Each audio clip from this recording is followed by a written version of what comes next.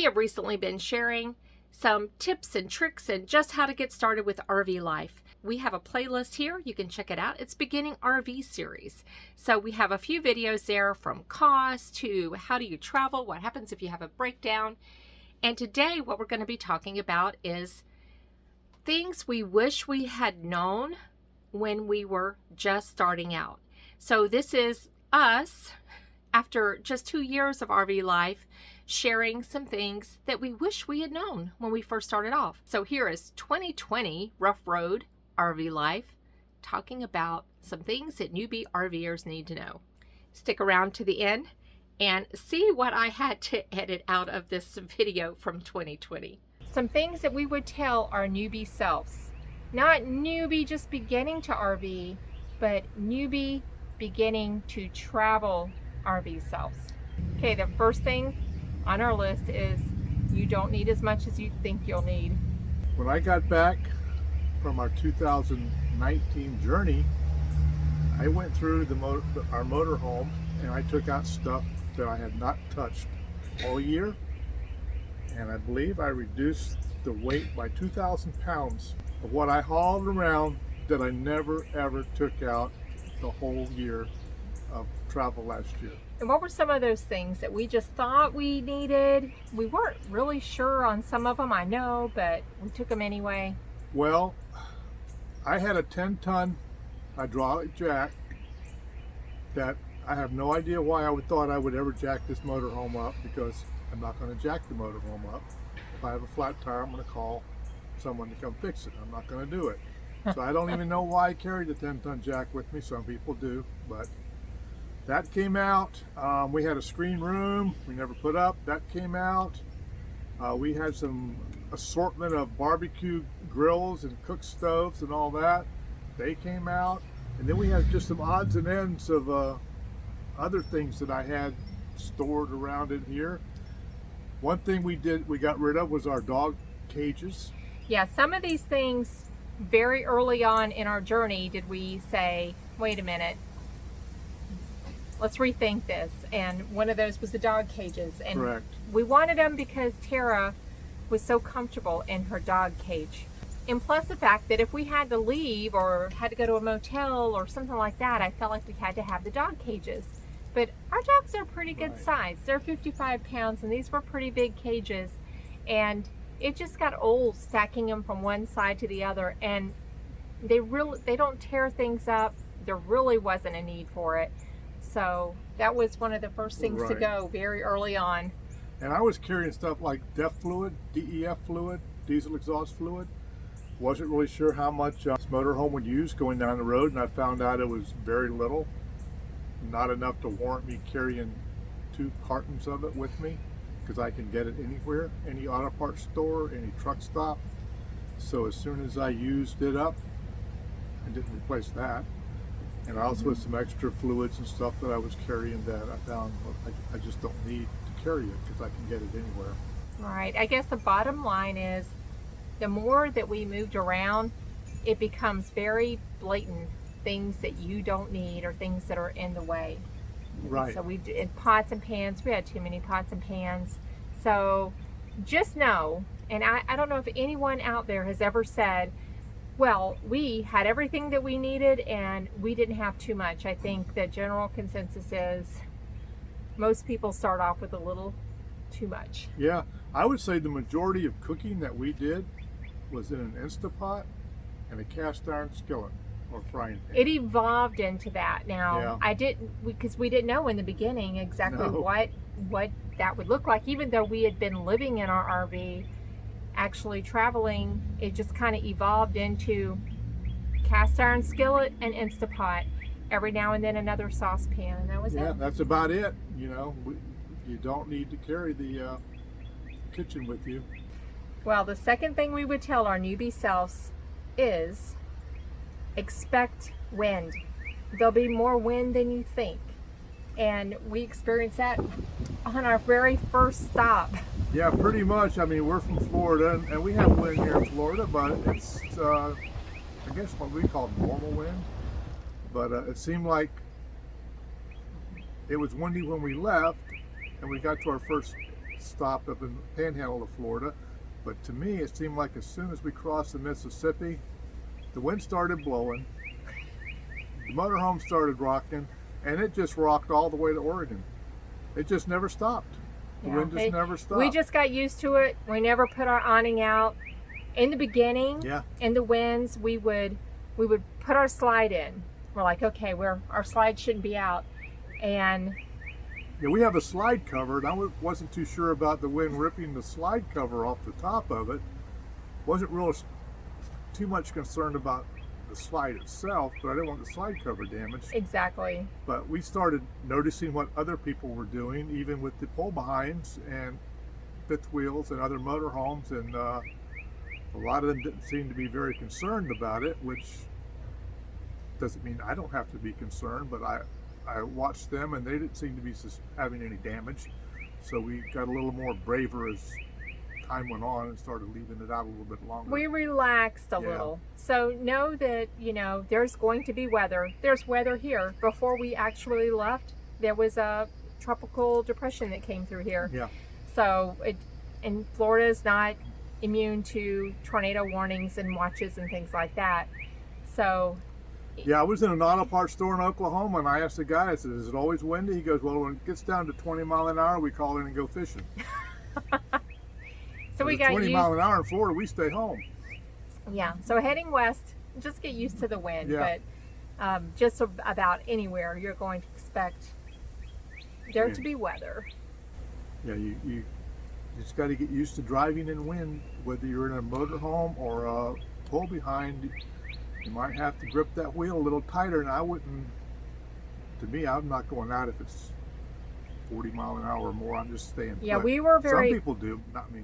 We were fortunate that our moving days, we typically had good weather on moving days. So we were thankful for that, but wind is a factor. And there were times that Mr. D here just had to drive carefully and slowly. Slow down, be safe. Yeah, in You'll some of get those there. wind gusty areas, yes. So we got used to the wind. It didn't phase us. We ended up in Colorado for a little while, and let me tell you, it does blow there. Yeah, made it out to Oregon and all the way back to Florida, so we did it. So wind and weather, I guess I would yeah. say. You just take the good with the bad. We had beautiful days, and usually on those weeks, it would be calm enough that I could put the kayak in the water. So, and I did learn that, okay, well, I was going to kayak Thursday, and today is Wednesday, but the weather's calm. I'm going kayaking today because Thursday it's going to be 20-25 miles an hour again. So you just kind of learn to adapt. Fishing, same thing. Just be flexible, I guess. Yep. You got weather. Okay, number 3. Find your sweet spot for travel.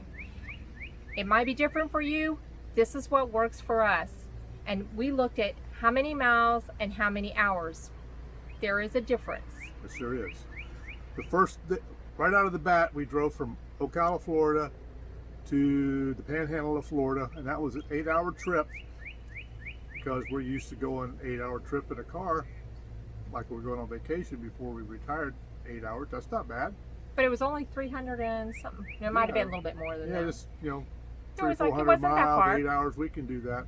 No, that's a long way. In an a RV. motorhome, for me, pulling a tote, and well, that was a stormy day too.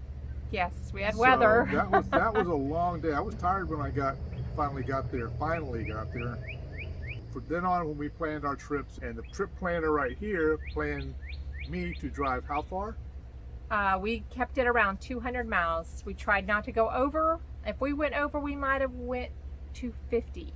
If we went over, I got cranky. Yeah. It was a long day. It was a long day for the dogs. It was a long day for us. It's not comfortable in the driver's seat of the RV after that long for us. So I would say our 150 to 200 miles is our sweet spot. Right. I'm going to jump in right here and let you know, if you watched our last video, you know our sweet spot is no longer 200 miles. Yes, that's one of the things that has changed. We now go no more. We try not to go any more than 150 miles. Yes, we still look at the hours. We still look at the terrain, elevation, things like that, and the weather. but we try to stay 150 miles or less. And we find 100 miles is just a really sweet spot. And we love, love, love those 50-mile hops that we do. Your style will change too. And that is how ours has changed in the, let's see, how many years? 4 years since we recorded this video. Wonder what it'll be like in 4 more years. We'll see. We like to leave at checkout time. Sometimes it's 11, sometimes it's 1, but we like to be wherever we're at by 5, set up before dark. Now I understand that some people RV and they're on a time schedule, vacations, they got to get here, they got to get back. We used to do that. Yeah, we've been kamikaze there and kamikaze back. We're retired and we're in no hurry, so 200 miles is a good distance for us. And we usually stay the place for a week. But then, and that depends also whether, when we look at our destination from where we're going, she's looking at it on TripWizard, we have to determine, is it a nice flat 4-lane road where we're just going to get on there, hit the cruise control and go? Or are we going to be going up and down grades? Is it going to be a 25-mile-an-hour crosswind and not a tailwind? Because the wind makes a difference whether it's hitting you head on from the rear or from the side. And so the weather conditions play a big factor into how many miles you're going to go, or how many miles long you got to allow yourself for that day, because we have already made the reservation, so we have to go that far. Right. And the hours play into that, because the trip planner here did kind of make an error there along the way. When we were in Oregon, we had to cross a mountain range to get to the coast. Well, we had our 250 miles laid out, but that was a long, grueling day. It was windy, it was up, down, steep grades, and we had a pass to go through. Yeah, it was just, so 250 miles is great when you're just traveling through Oklahoma on the flat roads. Yeah. But going across Oregon, I should have really cut that back. So now I know when I'm planning, I'll look at the terrain, and if it's going to be mountainous through that area or a lot of winding roads, we're going to back it down, and it's not going to be 200 miles. Because then you're not doing the 60, 65 mile an hour cruise control straight. You're doing 35, 40, winding through roads, like even the Oregon coast. There's a lot of winding on the Oregon coast if you're going the Pacific Highway. And you just can't barrel full steam ahead through there. And we did a video just to show you a glimpse of some of that. So I'll put that down in the link below, because I think Mr. D got really good at driving through mountains on that little trek. Yeah, you learn. Like I say, you learn. Yeah. You know, just take your time, be safe, and you will learn. But that was one thing that we would be more conscious of from our 2019 trip, going back to 2018. We were planning it, is not just mileage, but also weather conditions and terrain. Okay, the fourth thing we would tell our newbie RV selves is your breakdown and move and towed hookup is going to become automatic. As traumatizing as it was in the beginning, it gets easier. Yes, because we had bought the motorhome and we had made trips in the motorhome, but not with the tow vehicle until we got ready to go on our 2019 journey. Then we installed all the hookups that we needed to tow our Acura MDX. And we did a practice run, practice here, hooking it up, did a practice run up to the dump station and back. So yeah, it's major stress over here. Oh my goodness. But so we took off, and you know, after a few hooks and unhooks, we got really proficient at it, and it's actually very easy to do. And we can probably unhook in 10 minutes and hook back up in 10 minutes, or maybe even less. We got to wait 3 minutes for the car to cycle through the transmission. So yeah, it's actually very, very simple, the process for hooking. We flat tow our vehicle. We don't use a dolly or a trailer or anything. It's just 4 on the ground. So it got very easy, and I think even the stress level by the end of 2019 was probably about half. I got pretty good for her. I got pretty good at lining it up. Yeah. And you know, so it would just hook right up. So we got so much better, and the angst that came in the beginning was hardly any towards the end of our 2019 trip. So that will get better. And as far as breaking down the inside and the outside, I'll let her go on about that. Yeah, well, we were used to doing that because we were here for about a year before we actually started traveling. But when you're traveling, it's different. It's different because you're going from place to place to place, and every move, like when we would go dump and come back, I would just put everything back. But as we were traveling, everything that doesn't belong or that you don't need, you're constantly looking, how can I make this better, easier, more streamlined? And so every other move or so, I would be saying, nope, we don't need this, or nope, this needs to go over here. And it just became so automatic, though. When we'd get ready to go, I would just go into my thing inside. Gary would go into his thing outside, and bam, bam, boom, we'd be done, ready to go, and on the road. Now, as far as the outside goes, which is what I usually did, the purging part, I said, well, I don't need all this stuff because I never set it up. And then I got to where, why am I opening several bays to set up? And I got to where I got everything that I needed to set up on the outside into this one bay. That's my carpet, my dog pen, my carpets, my rugs, my entrance rugs to knock the dirt off your feet, chairs, all of that went in order in the bay, so it all came out as it goes up, which cut the time of packing and unpacking in half. And the same on the other side of the RV where the hose is and the electric and all that. I got all that set up so that it's comes right out, hooks up, and you're done in a snap. If you're overwhelmed in the beginning, it just know it will become so streamlined as you get going to where it's just really obvious what you need to change or switch up or reorganize. You will not stop your RV from rocking back and forth. I don't care what you put on it. If it's good, windy, whatever, it's going to do a little bit of this depending on what you're doing. Some of the bigger ones with the dualies, maybe they don't rock as bad. We only have singles in the back. Well, we have duals, but single set of duals. And your RV is going to rock, so you got to make sure you got stuff put that's not going to come flying off. Make sure your drawers are shut in your refrigerator door and all that. So, you know, you just got to be, you'll learn what's going to come flying the first couple of times you go down the road and go around the corner or something. You're something goes, boom. Oh, what was that? And you'll learn, okay, I need to, my biggest downfall is I will forget to block the refrigerator. And in our RV, we don't have any locks or anything on it. So we have a system of putting a table in front of it or the stool just to keep it from coming open. Now, I did invest in the refrigerator bars, and those have been a big help. But forgetting to block that door has been a problem on more than one occasion. So know your weak spots. That's a weak spot for me. I'm good about the shower door and the cabinets and all that, but and along those lines, check up on each other. Yes. Just make sure. I know I drive him crazy because I'll be like, did you?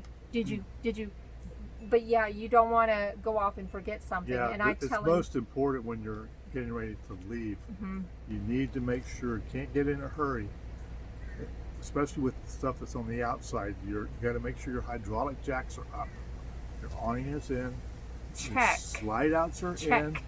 Make sure your antenna, if you've got it up for your TV, make sure that's down, and also your sewer, if you're hooked up to a sewer, your water, and your electric.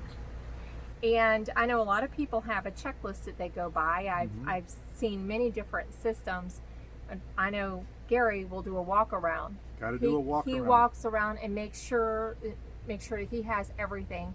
I'll do a walk around inside and make sure that I've got everything picked up. I physically look underneath the RV to make sure those jacks went up. I don't rely on the gauge inside the motorhome. And again, Don't get in a hurry, Right. because it's the times that I know one time we did something, I think when we first started out, because we were distracted, we were telling everybody goodbye. Yeah, I didn't put I didn't raise the airbags. Yeah, and Till about an hour down the road. Yeah, and that's an example of just being distracted. Yeah. Don't get distracted both times, when you set up, in the beginning, when you get there, and when you break down. So probably the time not to talk to people is when they're arriving at the park, setting up, because they have a system they go through, and also packing up. We don't mind people talking to us. I like to talk to people, but yeah, you just let me get set up first. Yeah, you just have to be careful, because also as it becomes more easy and more automatic, it's easier to just. It's like driving. You ever drive somewhere and you're like, "How did I get here? I don't remember getting here." It can get that automatic for you, and you don't want to get that. It'll get easier, but you don't want it to be so you're blindly going through things so you could forget something very important. The fifth thing we would tell our newbie RV travel selves is plan on using your onboard water, especially if you're heading out west, and we were in the Northwest. Yes, we were in the Northwest. What would you say? Oregon, Idaho, the little panhandle thing of Idaho, Montana, all the way through there. The campgrounds don't have water at the site, and they say no water, so you need to have your onboard water with you. We carry about 20 extra gallons. Other than that, so we have 80 gallons. But a lot of the sites, when they say no water at site, they still have water available. They'll have a few spigots located throughout the park, and when I say a few spigots, I mean a few, 2, 3. One park we were at, the spigot was actually behind somebody's campground. You had to walk through their campground and say, "Excuse me, I got to fill my jugs." Hey neighbor, just filling. So just keep that in mind. Unless you've got 300 feet of hose you want to run to find a spigot, to either carry some water with you, or make sure you got water with you. And a lot of times the dump stations will have water, fresh water there for you to fill up. Fresh water fill at the dump station. Yeah, to refill your tanks. Because one place, that was a state park, didn't have water or dump station. Yes. Neither one. Yeah. It was kind of an expensive park with no water or dump station or shower. Yeah, we were like, what? So anyway, that was a little eye-opener and a little lesson learned. So we learned to be efficient with our water. Again, something you might want to practice before you hit the road, but we did okay. Yes. And we developed a little system, because we went for weeks without water. Now keep in mind, we typically do not go to private campgrounds, but we do, and they do have water, but we like state parks and Army Corps parks. So in some of the areas we were in last year, water at your site just was not an option. Right. You had to plan on your onboard water. And even though planning on your onboard water, which we did, should your water pump fail, your onboard water pump fail, make sure you have some extra gallon jugs or a 5-gallon water container or something like that that will get you through, so in case your water pump should fail. Right. And that's another whole story, but yes, our water pump did. That's from experience. So we had to jug it, I guess, Jug so it, to say, on any of our boondocking experiences when our water pump started failing on us. Yes. So it's fixed now. Oh yes. So no problems, but it's a quick fix. It's not an expensive fix, but when it doesn't work, it's a real problem. Sixth thing that we would tell our newbie self before we started traveling is, don't be afraid of boondocking. Boondocking's okay. Yeah. Which wasn't on our, we're like, oh, we're not going to do that just yet. Boondocking. But we ended living in parking lots, back up in wooded areas. Right. Now, our first boondock experience was at a Walmart, because the campground that we originally planned to go to was a little scary.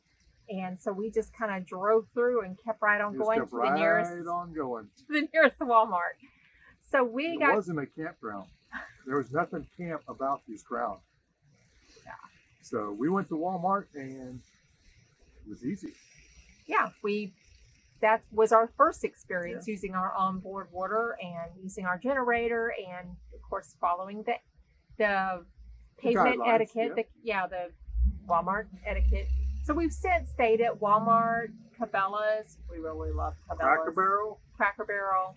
And we stayed at the BLM land In Wyoming. in Wyoming. Yes, and saw wild horses. That was the And most we were amazing out there thing. in the middle of nowhere. Yeah. You could look with binoculars and not see your neighbor. Yeah, So- that was pretty darn amazing. And I Yeah. would like to do that again because we do have a Class A. I shy away from a lot of boondocking opportunities because I just don't want to get stuck or Yeah, But- I want to be able to drive out and not have to call a wrecker. So that's my goal. If Right. it looks like I'm going to need a wrecker, I don't go in there. but it's okay. We've got comfortable in it. Honestly, if I had to boondock tomorrow, I would have no problem. Yeah, because we now know our limitations on how long we can go between having to crank our generator up to charge our batteries. Keep our refrigerator, mainly our refrigerator going. It's an electric So, residential yeah, refrigerator. the first few times, it's, well, how long can it go? So we know now we can probably go 10 hours before Now- we have to crank our generator up and recharge. Probably ideally, what we would tell our newbie RVing selves is practice some of this stuff before you ever hit the road. Yeah. But we didn't. No. So here we are. Yeah. And we learned, and it wasn't bad. No. So the boondocking thing is not bad. Some people out there, you see YouTube videos all the time. That's all they do. Mm-hmm. They got the solar panels they put out and water, and that's how they do it. And we're not so much into the hardcore boondocking. We will stay at night every now and then, usually as a filler between campgrounds. Mm-hmm. The seventh thing that we would tell our newbie selves before we started traveling is resupplying is easier than we thought it would be. Yeah, because when we first started out, we said, well, we're going to have to buy groceries somewhere along the way. Are we going to wind up having to pull in here with a tow vehicle? Or are we going to have to campground and then Drive into drive town. into town, those kind spend of the day things. shopping and do all that kind of stuff? And but we found out that was not true. It was actually turned out to be very easy because We use Walmart pickup, there you go. and we weren't sure if that would always be available to us. But what we found was where we traveled in 2019, we could only think of maybe 2 occasions where we had to drive and use a different grocery store. We were lucky because some of them were just starting, the Walmarts were just starting their pickup in that area. Mm-hmm. So we did Walmart pickup across the country and found it to be perfect for us. Yes. We would do our order, we would plan where we were going to be and go ahead and order ahead. Sometimes it might be en route, but oftentimes it would be just a short drive from a campground. We would look ahead and kind of plan it that way. Yeah, I would say the farthest I ever actually had to drive to get to the Walmart for the pickup was maybe 20 minutes. Some were less than that. Mm-hmm. And I'll give Walmart a kudos. Their fulfill rate for having this product that we ordered was really good. Right. Substitutions, few, but they were okay. They always Mhm. substitute to the good of the customer. Right. So I can't say anything bad about the Walmart pickup. Yeah. Very convenient. Super You easy. leave, you're there, you pull in, and boom, they have it out to your car within 10 minutes, and you're back on your way. And I will say, if you are in the RV lifestyle and you're trying to stay within a budget, doing that Walmart pickup is a really easy way to do that because you can adjust your order Mm-hmm. to exactly what you want. I know I do much better that way than when I go into Walmart and I see all these things that I really don't need, but I think I need, or I might go into impulse mode. Maybe you have like really good, maybe some of you have better control than that, but it is one way to say, okay, we are spending X amount of dollars on groceries. Let's go shopping.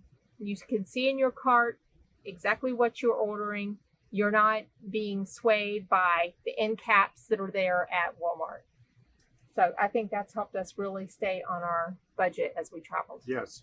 And another area of resupply is you might have to order something from Amazon Mm-hmm. or some other. Well, for us, it's Amazon. And I actually got to use an Amazon locker. And I don't remember where I was at now. Little Rock? Little No. Rock. I think it was Little Rock. I don't know. But it was somewhere. It was somewhere, and it was very easy. We ordered to the locker, and I walked in, and there's a keypad there. You punch in your code that they email you, and the locker opens by itself. You grab your stuff out. If you got more than one item, you might have 2 lockers that open. Grab your stuff and go. It was simple. Super easy to do. And you won't be able to get a delivery, an Amazon delivery, if you're staying at an Army Corps park or, say, a state park. So when you're at a private park, schedule your shipments to get there, because we did that too. We just had it shipped right to the campground, and we were able to get it. So it's a little tricky when you're not staying in private campgrounds all the time, but we will pop into one here and there, and that's helpful. So Amazon Locker, if you're near an area that has Amazon Locker, or private campgrounds. So this is number 8. I think this is the last one. So the 8th, get us going on number 8. The 8th thing that we would tell our newbie selves would be to plan ahead, especially in high tourist areas, weekends, holidays. Now, I know a lot of you are out there are just, and there's many RVers that just, they go and they wing it. And that's great. That works for them. But for me, as a planner, I had our trip planned all the way to Colorado, but I delayed planning our next leg to Oregon. And what I found when I started working on that was many of the campgrounds we wanted to get into were full. Oh, you'll see a lot of those when you're traveling, especially during tourist season. Campground full. Campground full. Campground, yeah. Campground full. Campground full. Believe it or not, the camping industry is doing well. So we had to change some things. Some of our plans, we had to stay like 2 nights here, 5 nights here. One campground, we had 3 different booked sites just to get 5 days in the campground.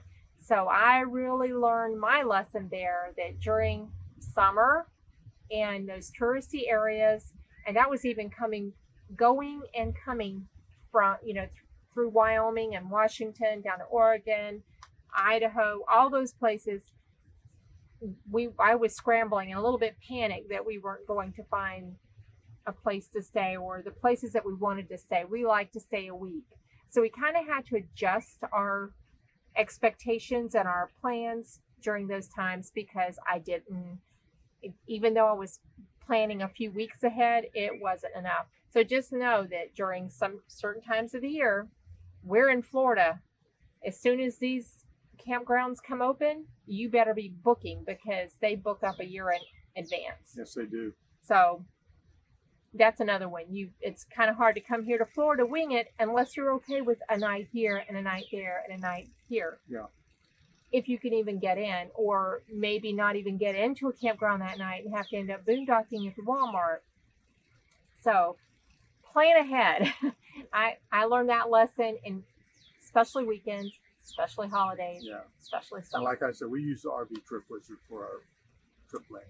And I will add that is something I would tell my newbie self, is to do that. Go ahead and just purchase it sooner. I'll put the link down. I mean, of course, it's not a bank-breaking, high-dollar program. But it is so amazing, because you can plot your trip out. It tracks all your expenses. You put your parameters in to determine how far you want to drive, and it has all of our stats from 2019, because I went back and plugged all that in. But we did the first half of our trip without Trip Wizard, and just looking at several sources, trying to determine, can we go on this road with our RV? It'll bring up roads, it'll bring up grades, it'll bring up bridges, and it'll also bring up every campground in that area that you set. And you can set filters. Yeah. If you want to look for a state parks only, or whatever you want to do, it's a really comprehensive program. Worth it if you were starting full-time RV life and travel, or even if you're just doing, hey, I'm gonna head out in my RV for summer travel. It's worth it. It's worth it. Mm-hmm. So I hope you found that helpful. So here is what I had to edit out. When we were on a little rant there about an expensive RV park, it only cost $35, $40, I think it was. And we were talking about how expensive that was, because back then we tried not to stay at RV parks that cost that much. And now $35 is, you're lucky to find some for $35, and $45 is, it's kind of the norm. $35, $45. So I just thought that was funny, because we went on a little rant about that, the cost of that park that didn't have water, that didn't have a sewer hookup, and that didn't even have showers, and that didn't even have a dump station, charging that amount of money. And it was a state park. But that's not going to stop us. We're still RVing. We're still having fun. If you have a question, drop it in the comments. If you have anything that you would like to share, also drop that in the comments. If you have a topic that you would like us to cover, drop that in the comments. And then I have a question for you. If you are planning on starting RV life, or maybe you just started, when did you start, or when are you planning on starting? What's your go date? What is your planned go date? Let us know. And until next time, happy planning, happy traveling, happy camping, whatever you may be doing, may you be happy.